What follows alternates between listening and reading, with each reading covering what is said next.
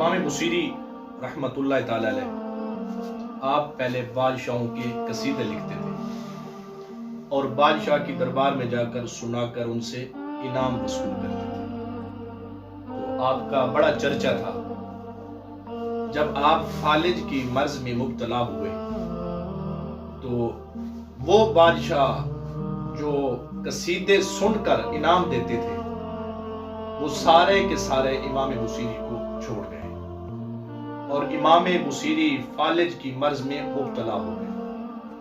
جب چار پائی کو لگ گئے تو کوئی نہیں تھا جو آپ کی مدد کرتا۔ امام بصیری رحمت اللہ تعالی علیہ فرماتے ہیں ایک دن میں لیٹا ہوا تھا تو دل میں خیال آیا کہ میں بادشاہوں کے قصیدے لکھتا تھا اور ان کی دربار میں جا کر ان کو سناتا تھا، بادشاہ انعام دیتے تھے، لیکن آج بیماری میں ہوں، کوئی نہیں ہے جو میری مدد کرے، کوئی میرے پاس چل کے نہیں آیا۔ تو دل میں خیال آیا کہ آج کیوں نہ میں شاہوں کے شاہ جناب رسول اللہ صلی اللہ علیہ وسلم کا ایک قصیدہ لکھوں۔ اللہ اکبر۔ امام بصیری کہتے ہیں پھر میں نے یہی قصیدہ بردہ شریف محبوب علیہ السلام کی شان میں لکھا۔ کہتے ہیں جب میں نے اس کو لکھا تو لکھنے کے بعد کافی ٹائم ہو گیا، مجھے نیند آ گئی۔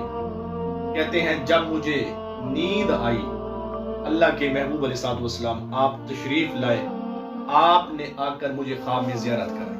سبحان اللہ۔ جب آپ نے مجھے زیارت کرائی اور آپ علیہ السلام فرمانے لگے، فرمایا بصیری وہ قصیدہ تو سناؤ جو تو نے میری شان میں لکھا ہے۔ امام بصیری کہتے ہیں اللہ کے محبوب علیہ السلام کی شان میں نے وہ قصیدہ عرض کیا۔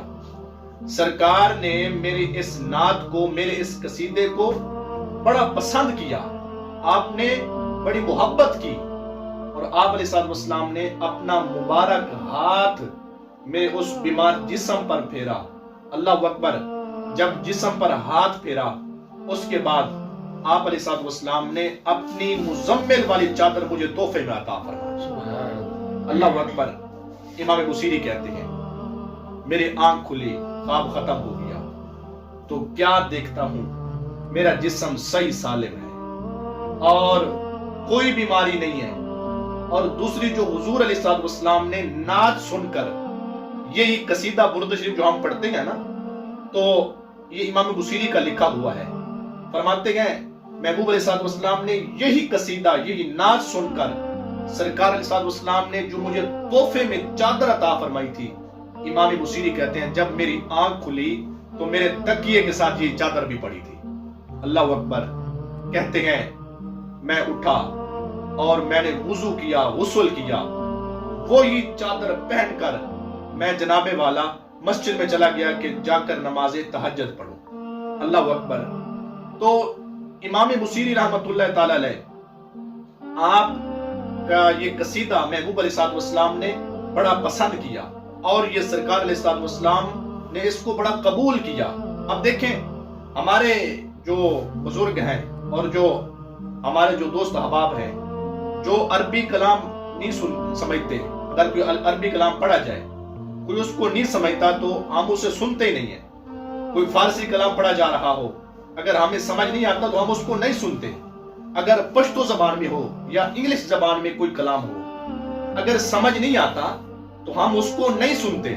لیکن قصیدہ بردہ شریف یہ محبوب علیہ السلام کی بارگاہ میں اتنا مقبول ہوا کہ جس کو سمجھ آتا ہے یا نہیں آتا، لیکن جب یہ پڑھا جا رہا ہے، جب یہ پڑھا جائے تو پنجابی سمجھنے والا، اردو سمجھنے والا، فارسی سمجھنے والا، جس کو سمجھ آئے یا نہ آئے، جب یہ پڑھا جائے تو سارے جھوم رہے ہوتے ہیں۔ یہ اتنا